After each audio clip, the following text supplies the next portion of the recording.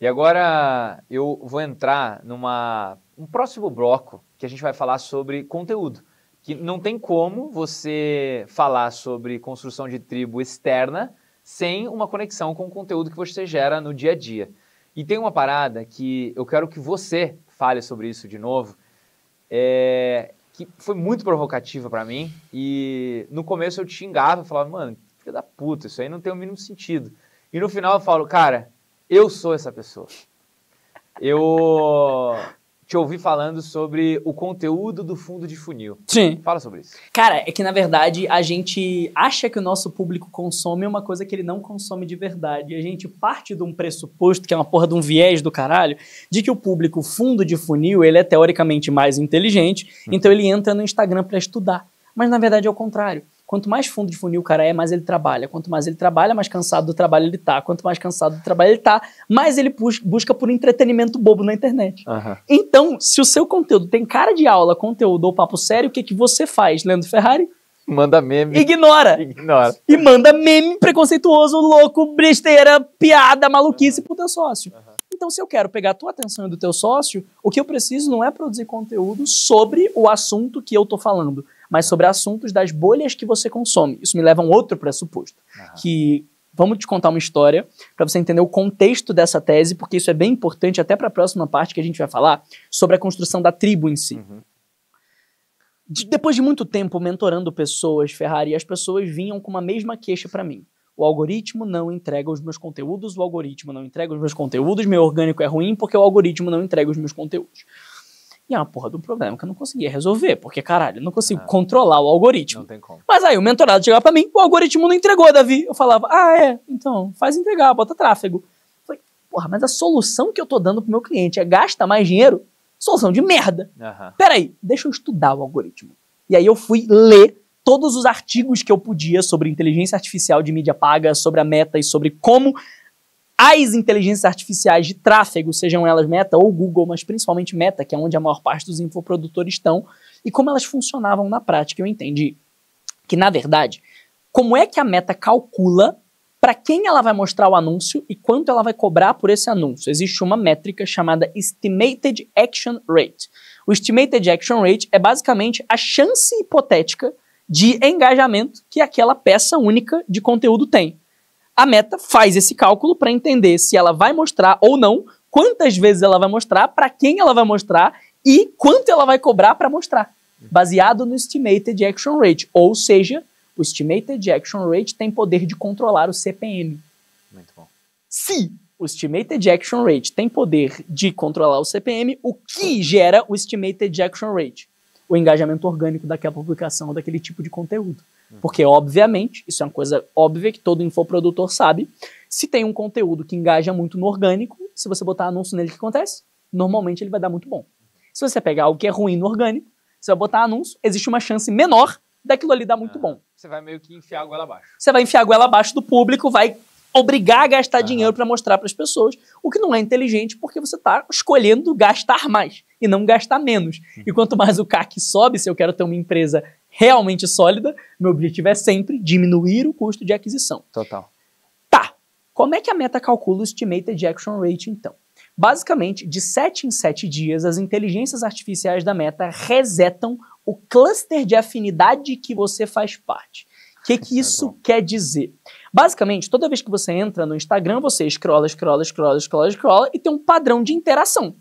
A Meta entende esse padrão de interação de maneira qualitativa e quantitativa e te coloca dentro de uma bolha. E a partir do momento que ela te coloca dentro dessa bolha, você só vai receber o conteúdo dessa bolha. É por isso que quando o cara curte uma fotinha de bunda no Instagram, aparece um monte de bunda na timeline. É por isso que quando ele curte um conteúdo de marketing, aparece um monte de coisa de marketing. E inclusive ele começa a receber anúncio de marketing. Opa! Dá para controlar o tráfego pago.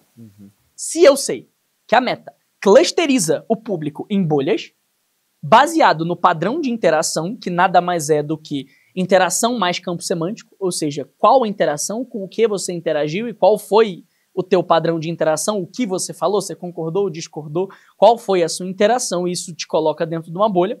E o algoritmo, na verdade, é uma soma de um monte de bolhas. Uhum. Então eu tenho várias bolhas baseadas no comportamento de consumo, e se eu quero furar uma bolha específica, nada mais eu tenho que fazer do que usar assuntos, temas, crenças e palavras daquela bolha específica. Quanto mais eu entendo em quais bolhas específicas o meu cliente ideal tá, mais eu vou usar os assuntos dessas bolhas para chamar a atenção dele e transicionar o assunto dessas bolhas, criando uma correlação com o meu tema principal. Então, você não vai produzir conteúdo sobre marketing digital. Você vai produzir conteúdo sobre os assuntos das bolhas do seu cliente e relacionar esses assuntos com marketing digital, de forma que marketing digital se torne interessante para esse público. Maravilhoso. Velho, e isso cabe aqui uma reflexão brutal de que isso que você traz de bugar a cabeça do algoritmo positivamente é meio que falar assim, ó, peraí, então existe uma caixinha que o meu cliente ele tá ali esperando alguém colocar dinheiro para ele distribuir um conteúdo pro cara certo. Se eu entender qual é o jogo da caixinha, ele vai mandar de graça pra bolha certa. Exato. E eu não vou gastar com tráfego. E quando eu quiser gastar com tráfego, o que vai acontecer? Pra bolha certinha. Eu já tô dentro da bolha. É. Aí o que o Meta vai fazer? Ah, é esse tipo de pessoa que interage com o seu conteúdo, Davi? Eu percebo que, mesmo que você resete a cada 7 dias, o teu público continua dentro dessa bolha. Logo, para quem que eu vou mostrar o seu anúncio? Para essa bolha. Pessoas. E se eu já apareci muito para aquela bolha, meu tráfego vai ser caro ou barato, Ferrari? Barato.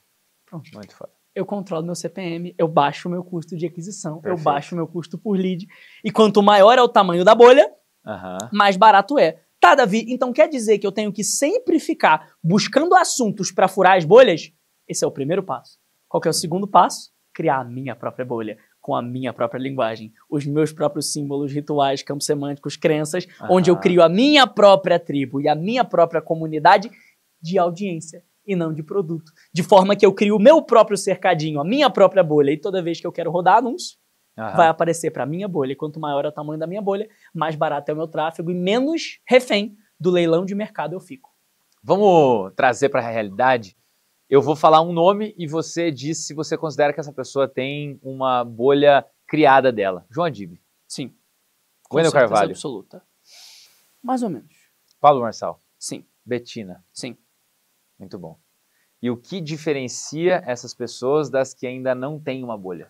Elas têm um padrão próprio de cultura, identidade e linguagem. Então, basicamente, elas constroem cultura própria, igual cultura empresarial, só que para audiência, identidade própria e linguagem própria dentro da audiência deles. Se você perceber, o público da Betina, ele costuma repetir sempre os mesmos termos, as mesmas palavras, eles têm piadas internas, eles têm rituais próprios, eles têm um estilo de vida próprio, eles têm jargões próprios, um dialeto próprio, crenças próprias e, inclusive, se dão um nome próprio, antifrágeis. Muito bom. Então, quando eles constroem esse padrão semântico comum, a Betina cria a bolha dela. No momento em que a Betina tem a bolha dela, o que o algoritmo faz? Ajuda a Betina. Porque agora, já que o público está dentro da bolha da Betina, ele só vai receber o conteúdo da Betina ou conteúdos similares e o primeiro anúncio a aparecer vai ser sempre o da Betina. E é por isso que ela cresce tão rápido, tão forte, enquanto um monte de gente que tenta copiar a bolha dela, na verdade, só vira mais um passo da bolha dela e vai receber mais um anúncio dela. Então, na verdade, o que você tem que fazer não é copiar o teu concorrente, é criar a tua própria bolha diferenciada do seu concorrente para que o teu cliente dentro da tua bolha receba o teu anúncio e não do concorrente. Muito bom. Eu acho que dá pra gente ir pro próximo pilar, que eu já buguei o suficiente para conteúdo, depois pode ser que eu volte, porque eu ainda tô digerindo tudo que você falou. Aquele pilar de tribo. Exato, acabei de explicar. Identidade, cultura e linguagem, e aí eu tenho os pilares da tribo. Beleza. É que isso já é aplicado na prática ao conteúdo. Na prática, no tático mesmo, eu tenho que pegar todos os elementos do meu movimento, tanto os elementos do meu discurso, causa, luta, legado, inimigo em comum e tal. Eu tenho que pegar todos os elementos da marca pessoal do líder, alavancas, elementos, atributos e os elementos da tribo. Nome, rituais, crenças, símbolos, dialeto. E eu tenho que seguir uma regra tática que se chama um ou mais por peça.